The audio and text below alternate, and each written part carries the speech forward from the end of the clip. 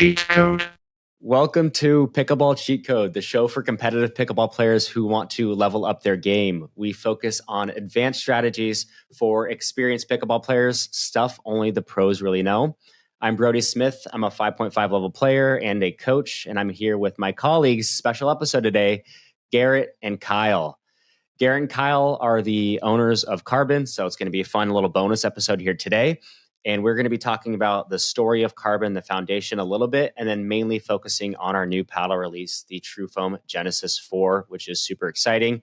If you like the show, leave us a review on Spotify or Apple Podcasts. So, guys, how we doing? How we doing, gang? Doing great. Fun Really day. good to see you, Brodie. Yeah, Excited it's to great be see here. you as well. Yep, fun time. For context, taking a step back here, purpose of this episode to give people a little background is we've been getting inundated with requests over the years of actually releasing a hybrid shaped paddle.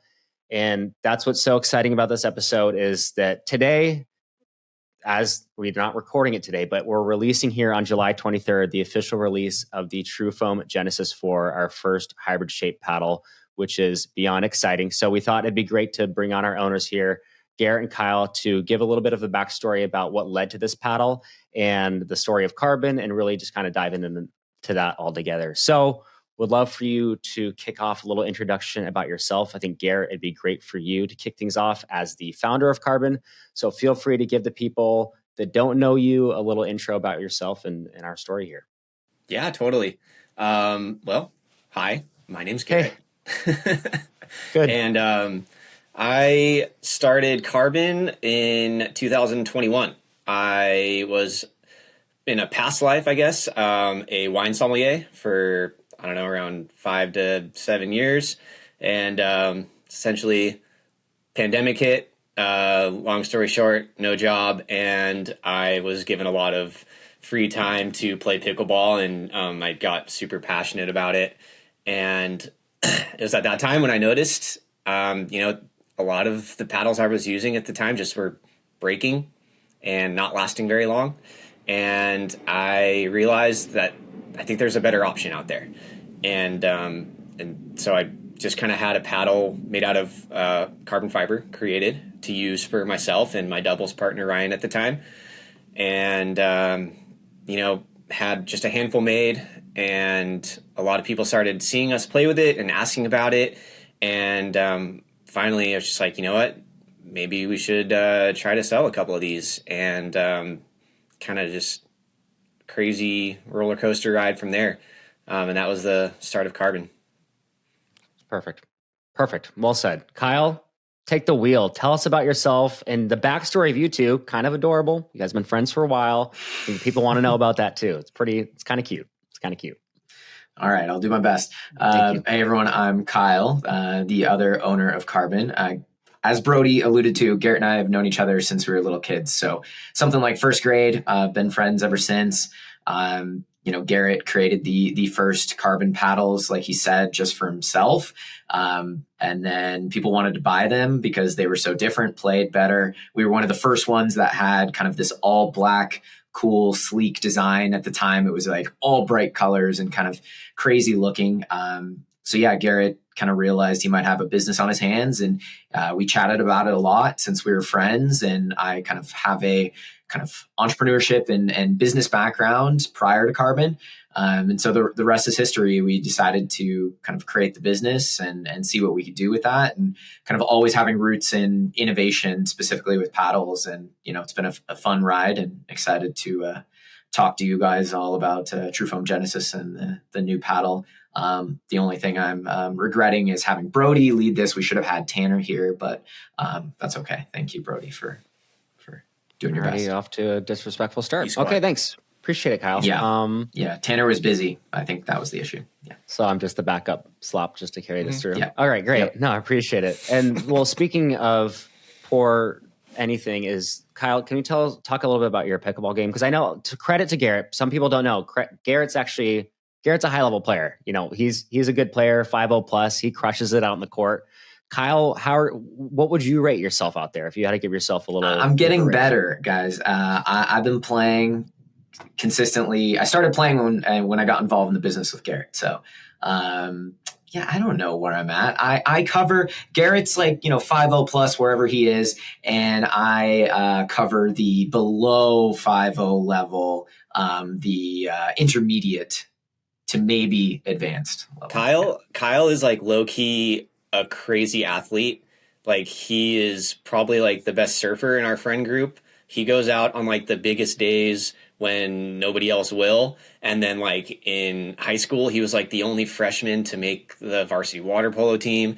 And then he ended up just quitting for no reason because it was too much work or something. And then he decided to try wrestling and got varsity wrestling right away. And then just started playing lacrosse with us and then was varsity lacrosse right away. And so he's picked up pickleball like really, really fast, and he's getting all sports that don't translate to pickleball at all. But he's just athletic. He's just athletic in general, and he's getting real good.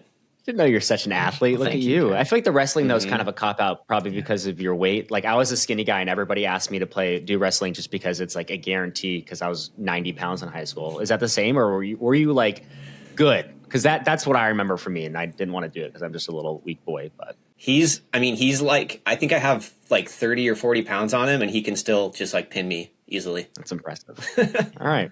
That answers I've my also question. been the same height and same basically weight since like 8th grade. I capped out in 8th grade. Okay. So I was, you grew up in high school. I was just came in at my max. So, cool. Well, let's transition to TruFoam. Before we get to the 4Shape specifically, I think it'd be good to talk about how we went from our different lines of paddles, where we have the Classic Series, which is what kicked things off, hence the name Classic Series. Then we transitioned to our Thermoform paddles, which is now our X Series.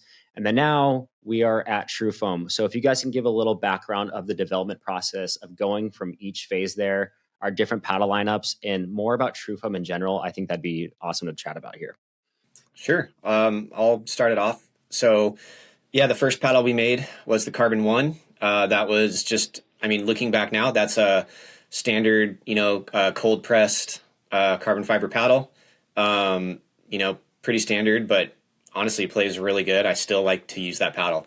From there, the next evolution was, I guess, what's being called Gen 2 now, which is a thermoform paddle. That was our X Series.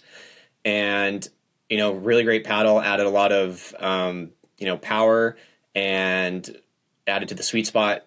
But we were still, I think as any company still does, having issues with durability of thermoform technology. And, TruFoam is kind of our next endeavor into paddle durability and performance. And, we spent about 18 months pursuing this project and just trying to figure out the best material to use for, the best paddle possible. And we landed on TruFoam. Love it. Yeah, I know people were giving a lot of flack throughout the TruFoam process. There was so much hype going into it, being the first with a foam paddle that was legal for tournaments, and the hype that went into it from athletes, ambassadors across the board was insane. Why did it take 18 months to create this new technology, and how did we get from point A to point B? What went into this process in general? Yeah, I think first off, it got leaked like so early. I think it got leaked like a year before we were ready. It was our fault for flashing it around at nationals like a year before the nationals where we were ready for it. I think 2 nationals passed before we launched TruFoam. I think it was Chris Olson's fault. I blame Chris Olson. We let some of the paddle reviewers play with prototypes. And then they told everyone we didn't realize that would be happening. Yeah. This is why we sign NDAs now. Exactly. Right. So the process took obviously a long time. There was a lot of trial and error to begin with, messing around with different types of foams, different blends of materials with foam. And once we landed on, the type of foam we wanted, then it's okay. Now, how do we design the core to get the best performance possible, right? Because we went through a lot of different, designs, how the Genesis core looks at this point. Before that, we went through like so many different void structures and tried it just blank without any cutouts, and it, didn't perform very well at all. And so just a lot of trial and error there. And then, once we got to that point, we were like, oh, I think we're ready. And then it's like, no, there's so much more that we have to tinker with to make sure that this paddle is as durable as we want it to be and holds up over a long time. Well, one thing to kind of touch on that is, going from prototyping essentially, like you said, to mass production is like, it's a whole nother ball game, right? So like we can make something, which we do, we prototype things by hand. We can make paddles very quickly. We can test them. And one person, our engineer, manually making a paddle can do it perfect every single time. And now taking that to a factory and having them recreate that was like a challenge that we didn't really kind of realize how hard it would be. But we spent a ton of time, and we didn't, I guess, launch anything until we were 100% ready and completely confident in kind of the way we were creating things. And Garrett's not kidding. Like I'm sitting, there's a closet right behind my office right here with like hundreds and hundreds of prototypes with like crazy numbers laser engraved on them, tracking like exactly what's going on the inside. Like we didn't kind of settle until like we loved it, and all of our kind of pros that were testing the prototypes loved it as well.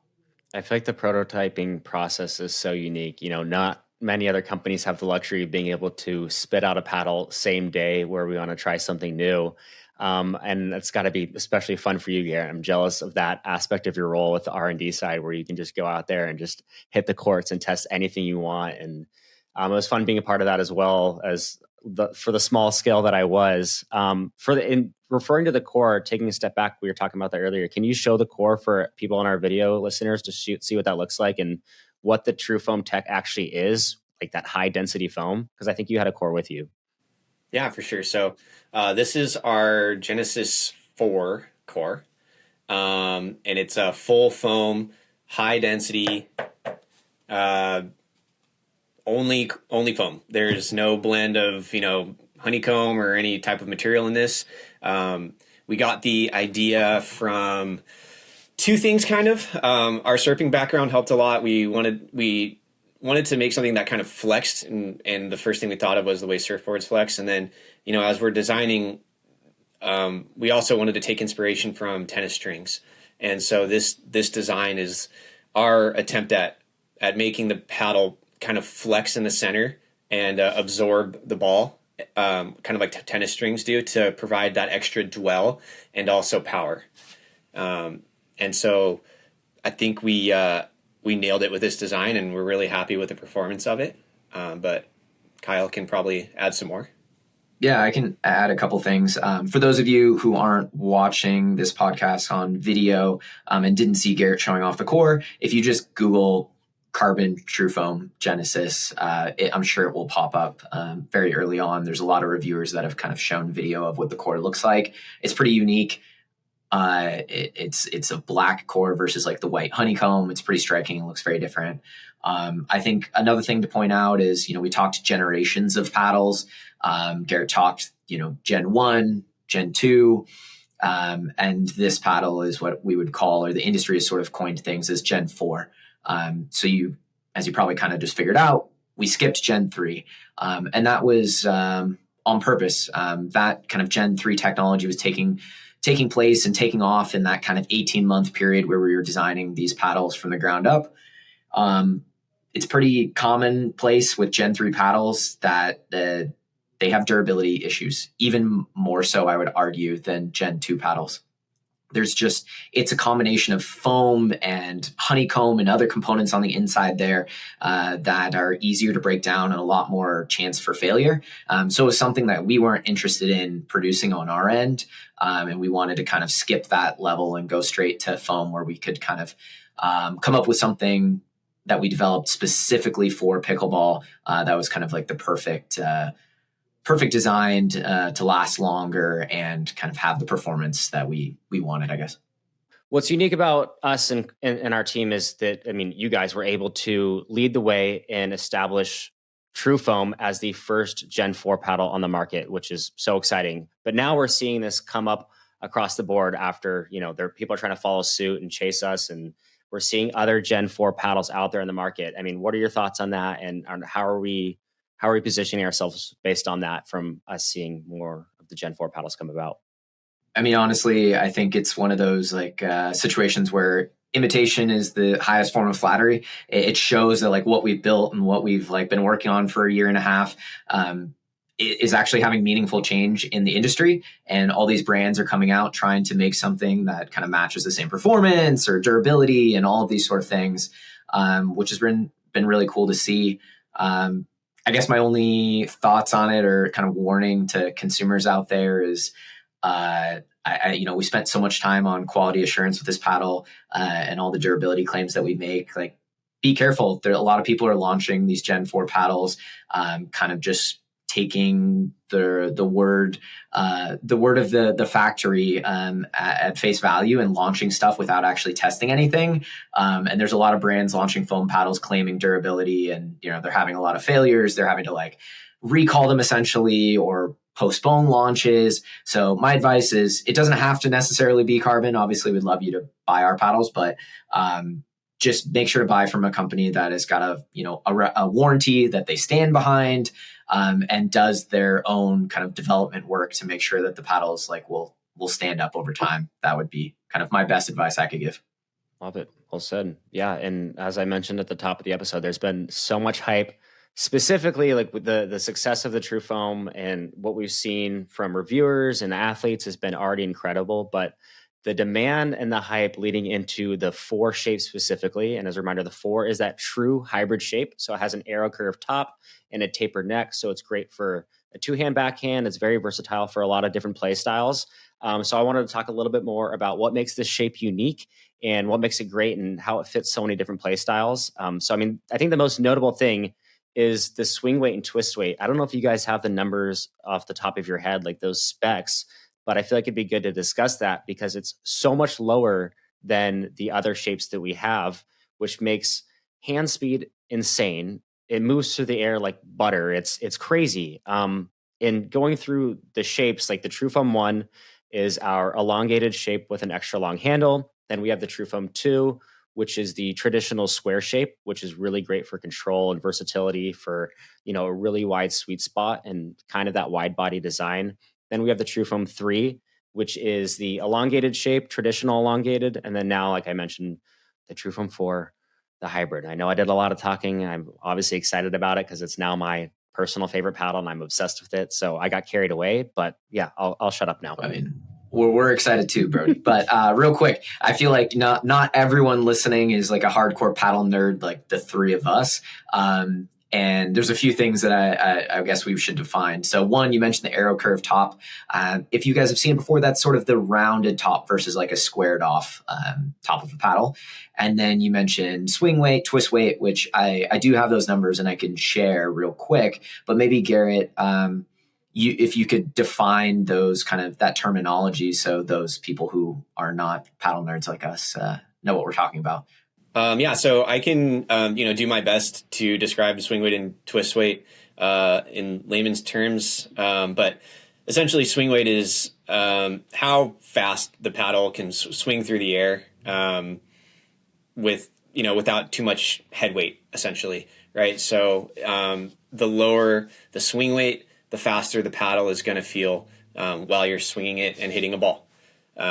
So that's essentially, this paddle maximizes the swing weight because it's not our shortest, but it is the most aerodynamic. And then the twist weight is, how do I describe this? It's the weight on the edges of the paddle, which is essentially, we're talking about MOI, which is moment of inertia. So in theory, the more weight that you have on the sides of your paddle, the better it's going to feel in your hand, the less likely it is going to roll or have that rolling feeling when you're hitting the ball. So it will feel more stable, almost like imagine like the keel on a sailboat, right? So the more weight that you can pull out to the edges, the more sturdy the paddle. So essentially, when you're, let's say, resetting and you miss the sweet spot and you hit a little bit on the wider edge, and a higher twist weight would make that paddle not kind of give and twist in your hand, right? And so you'd have like a better shot coming back. Right. So our swing weight on the Model 4 is the lowest of all 4 shapes. of Genesis, somewhere around like, 106 to 108, give or take. And then the twist weight is in the mid sixes. It's the only paddle that has a higher twist weight is the Model 2 because it is wider all the way, whereas the Model 4 tapers, being wide at the top, tapers down and a little bit narrower towards the throat. So this is a blend of really high twist weight and really low swing weight. So you're getting kind of the best of both worlds there. I love that. Yeah, I learned something new. I've never heard MOI, moment of inertia. I feel smarter just from hearing that already. That's a good term. I'm going to be throwing that around on the court just to make me sound cooler. Cool. My MOI's off. Dang it. My MOI. That's why I missed my dink. So the 4. This is a weird sentence, but who is the 4-4? Like, what type of player does this fit? It's a hybrid paddle. So, I'm assuming hybrid, meaning multiple people would be good with that. And that's kind of what I've noticed too on the court. But what did you design this for? What type of player, who is this going to fit ideally out in the court?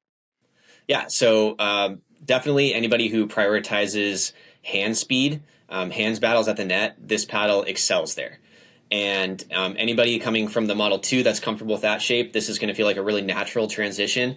And then anybody using the 1 that kind of likes a little bit of more speed and they're okay with giving up a little bit of reach there, I think they're going to be pleasantly surprised with this shape. I was using the Model 1 forever.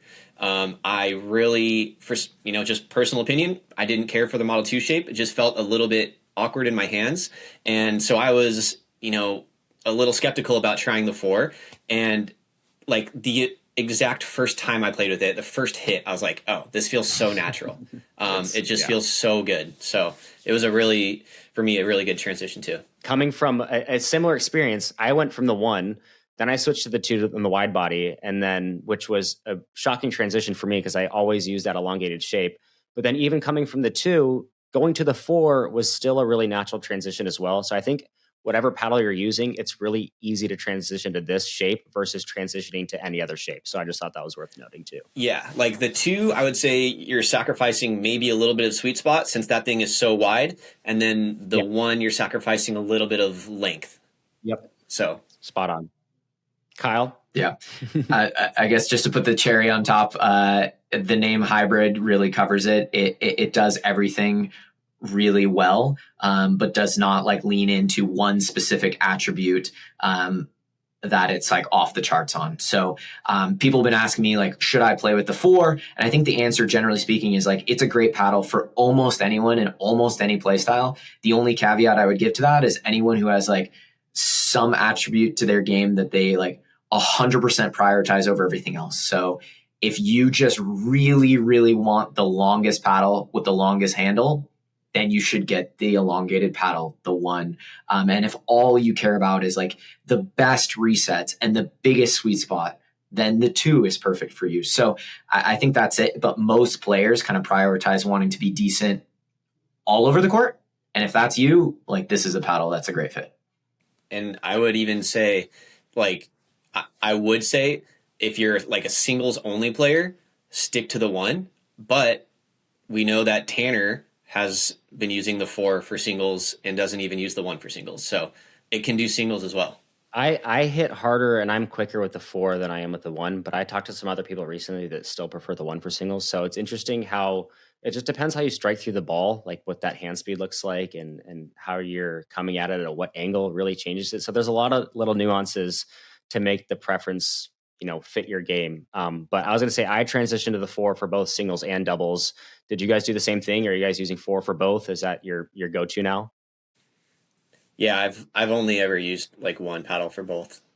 Yeah, that's how I am too. I don't know how some people, when they switch, it's so hard. I feel like it's such a tough transition. But to your point, Tanner now is on the 4 for singles completely. He still prefers the 2 for doubles, which is worth noting because it fits his play style of extreme consistency. Tanner's not out there creating chaos and doing a bunch of offensive shots, even though he has that in his bag and he can do that.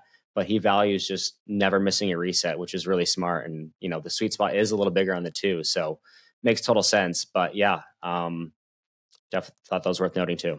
Another thing to add too that a lot of people are asking about is how there is a new handle on the Genesis in general for all TruFoam Genesis paddles that coincided with this release of the 4. So for people that are currently using a TruFoam, we do have an updated handle. Garrett, could you explain that a little bit? What changes were made there? Yeah, to be completely honest, it wasn't something that we even were thinking about when we were designing this new paddle, because we just kept the same handle that we had on the X series. And then we launched this, and we were getting a lot of feedback that the handle doesn't feel like the most, I guess, the best for them. And so we took the feedback and we ran with it. And, that's what we like to do at Carbon, is we listen to our customers and we make adjustments, right? So the new handle, we added a PU stint instead of the foam stint that we were using before. And it's a little taller, and PU is a little more firm as well. So it just feels like more of a it feels like more of a full handle in your hand. Okay, well, that's a new excuse for me to use on the course then. If I miss another dink, I'm going to say my PU stint's too firm versus my MOI. So, that's something new to add for me, which is great. Okay. You need a lot of excuses, it seems. Yeah, out calls, that gets to a certain point. So I have to transition to other things just to do whatever I can to get a win. Cool. Well, I feel like we covered most of what we wanted to chat about here, which is super exciting regarding the 4. So for anybody that's listening, the 4 is live now. You can go get your paddle now. You can go to carbonpickleball.com/TFG4. And that's not carbon, CARBON. It's spelled CRBN. So if you're listening, just a reminder, crbnpickleball.com/TFG4. We are also doing a very exciting giveaway for the TruFoam Genesis 4. So what we want you to do to enter the giveaway is subscribe and leave a review wherever you are listening, whether that's Spotify, Apple, subscribing on YouTube. And if you're on YouTube, leave a comment, screenshot it, and email it to pcc@carbonpickleball.com to enter. And then we're going to pick somebody at random. And the giveaway will be ending here in 1 week from today. So today, the 23rd, it's ending here at the end of the month on July 30th. And if you happen to buy one already and you win the giveaway, we can either refund you or give you a new paddle. Totally up to you. So don't be afraid to go buy one today is my point. That's all I wanted to say. Okay. Well, that's all we had here planned today, guys. Well, I appreciate you guys hopping on, joining the podcast. It was a pleasure having you both. I miss you both. I can't wait to come back to SoCal. Yeah, I miss you, Brodie. Stop. Well, I'm in Canada for a couple months more here, and then be transitioning down to ideally SoCal area again. We'll see. No idea where. I'm just still living in a van down by the river, but that's my life. So everyone in Canada, just drop into Brodie's DMs and go play with him. Be fun. I've been doing some coaching here, doing some clinics, and playing with a lot of great players around here. And I'm excited to get going in Montreal next month. It's gonna be fun. We should have a Beat Brodie challenge. I'm so down to set that up. Yeah, and then you can win. That's a new giveaway. New TruFoam 4 giveaway. You beat me in Canada on film in skinny singles. I will send you one. That I'm sticking to. Let's do it. Okay, let's do it. Okay, 100%. And Brodie's it'll come out of my first. Sounds good. Come out of my paycheck. Yep. I will take full ownership of this. You have to have a Canadian passport to enter, and that's the only requirement. Can't just cross over from like Michigan or something. I do not want to see Ben Johns heading north for a TruFoam. So you have to have a Canadian passport, and we shouldn't be giving any away just because I have so much confidence in myself and I'm the best player at Carbon. But that's just me. Yeah. I don't know. Frank's going to give you a run for your money. I'm excited. Frank's going to fake a Canadian passport. Come play you. You could do that. No, Frank, that'll be fun. Okay. Bye guys. Thanks for joining. Bye, Brodie. Bye. Love you. Yeah.